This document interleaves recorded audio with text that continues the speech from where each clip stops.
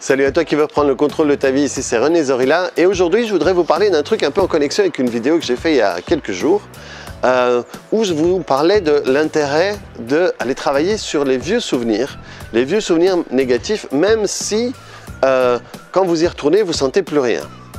J'ai un ami de Facebook à qui il est arrivé quelque chose de pas très sympa. Il a perdu un animal de compagnie et ça l'a beaucoup touché. Et justement, moi qui pour le congrès de l'EFT est occupé à préparer ma conférence sur le deuil, je lui parlais de certaines choses. Et en lui parlant, il m'expliquait que oui, non, de toute façon, ça ne passera pas parce que je ne me suis pas encore guéri de la mort de mon premier animal de compagnie il y a X années.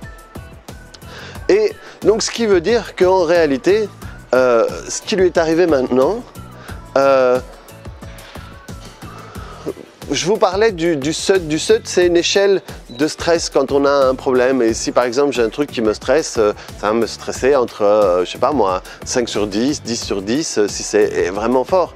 Et donc, son événement, l'événement de la perte de son chat maintenant, de son animal de compagnie maintenant, en réalité il n'a pas commencé à 0 sur 10 et il n'est pas monté par rapport à cet événement-là.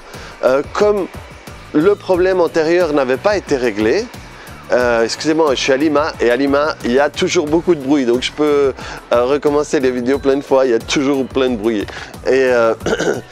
Et donc en réalité, vu que le problème antérieur n'avait pas été réglé, n'avait pas été complètement résolu pour lui, la charge qui lui restait, la charge émotionnelle connectée à ça, qui avec le temps il était parvenu à moins la sentir ou à l'oublier, eh bien quand cet événement-ci a surgi, eh bien l'événement-là vient se rajouter tout ce qui n'avait pas été réglé précédemment.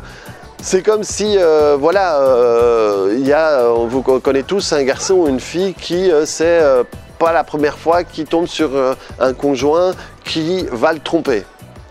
Et donc quand c'est arrivé la deuxième fois, c'est déjà pas commun, mais la troisième fois c'est encore pire parce que son inconscient lui dit rappelle-toi comment est-ce que tu avais eu du mal à t'en sortir, et donc ça va rajouter, et alors celle-là plus la tromperie de l'autre, plus la tromperie de l'autre, etc. Donc ça, si vous voulez, c'est un peu comme des forces qui s'accumulent. Et donc voilà l'intérêt d'aller travailler sur les choses antérieures, qu'elles soient entre guillemets réglées ou pas.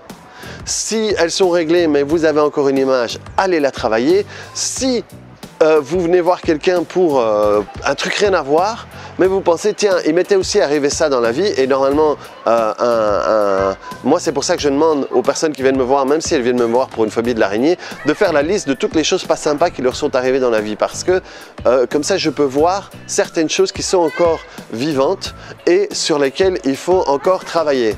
Donc quand je fais mon atelier sur la douleur chronique, et qu'à la fin de la journée je fais un exercice pour démontrer aux personnes comment est-ce qu'elles doivent que ça marche dans un premier temps, comment le faire sur elles, eh bien je leur demande, si vous n'avez pas de douleur maintenant, eh bien travaillez sur une douleur du passé, une douleur que vous avez eue, que vous ne sentez plus maintenant, pardon, mais que vous avez eu.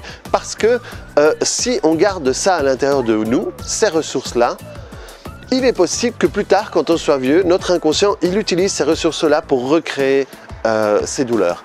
Et donc là, on parle de quelque chose de physique, mais émotionnellement, c'est la même chose. Et pour aller une étape encore plus loin aussi, si vous ne réglez pas ce genre de choses-là, par exemple, pour en revenir dans l'exemple du garçon ou de la femme qui se fait tromper par ses conjoints de manière régulière, eh bien, si vous nettoyez pas ça, vous allez garder ça à l'intérieur de vous comme adresse de GPS et vous allez avoir tendance à répéter ça avec d'autres. Donc, c'est de quelle que soit la manière dont vous le regardez, c'est toujours important de travailler sur ces choses-là. Si vous pensez qu'elles sont réglées, vous avez des images, travaillez-le.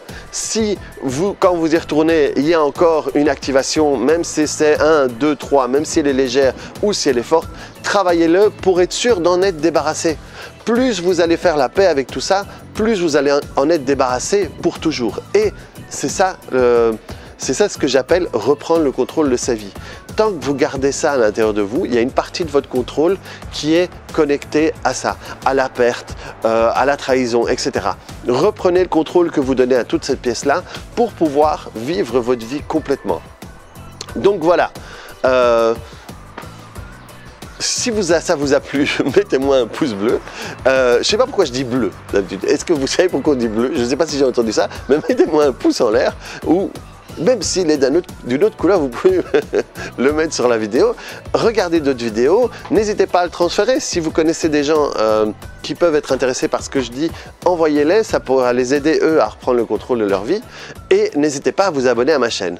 Allez, à très bientôt. Ciao!